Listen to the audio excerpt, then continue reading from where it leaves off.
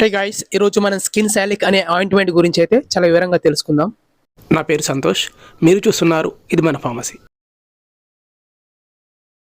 ఇందులో ఉండే ఇంగ్రీడియంట్స్ క్లోబెటసోల్ మరియు సాలిసిలిక్ యాసిడ్. దీని ధర 90 రూపాయలు ప్రతి 20 గ్రాములకి. దీనిని పానేసియా మార్కెటింగ్ చేస్తూ ఉంటుంది. ఇది ఒక కార్టికోస్టెరాయిడ్ కాంబినేషన్ గల ఆయింట్మెంట్. ఈ మెడికేషన్ ఏ విధంగా పనిచేస్తుందంటే మన శరీరంలో ఇన్ఫ్లమేషన్ కలిగించే కెమికల్ని ప్రివెంట్ చేసి వాపు మరియు దురద రాకుండా చేస్తుంది. సాలిసిలిక్ యాసిడ్ ఏ విధంగా పనిచేస్తుందంటే ఇది ఒక కెరాటోలైటిక్ మెడిసిన్. ఇది కెరాటిన్ క్లాంప్స్ని బ్రేక్ చేసి డెడ్ సెల్స్ని తీసేసి చర్మాన్ని మృదువుగా చేస్తుంది. మరియు క్లోబెటసోల్ని మన చర్మంలో ఈజీగా అబ్జర్వ్ అయ్యే విధంగా కూడా సహాయం చేస్తుంది. దీని యొక్క ఉపయోగాలు మనం గమనించినట్లయితే దీనిని శరీరంపై వచ్చే బ్యాక్టీరియల్ మరియు ఫంగల్ ఇన్ఫెక్షన్స్ తగ్గించడం కోసం ఉపయోగిస్తూ ఉంటారు. దీనిని చర్మంపై వచ్చే దద్దుర్లు, దురద, వాపు లాంటి ఇన్ఫెక్షన్స్ తగ్గించడం కోసం అయితే ఎక్కువగా ఉపయోగించడం జరుగుతుంది.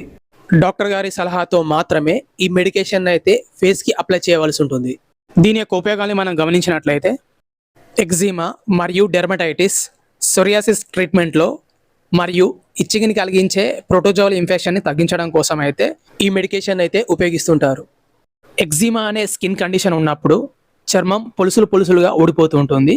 అదే ఏరియాలో వాపు మరియు దురద, ఎరుపుదనం, తర్వాత చర్మం పగిలినట్టుగా, చర్మం బాగా రఫ్గా కూడా ఉంటుంది.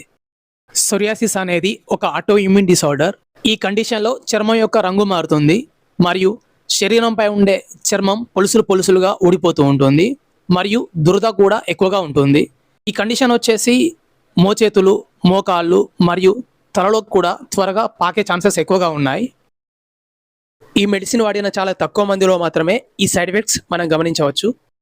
ఈ క్రీమ్ రాసిన చోట చర్మం ఊడిపోవడం, దీనిని రాసిన చోట స్కిన్ చాలా పలుచగా మారడం, ఈ మెడికేషన్ అప్లై చేసిన చోట ఎలర్జిక్ రియాక్షన్స్ రావడం.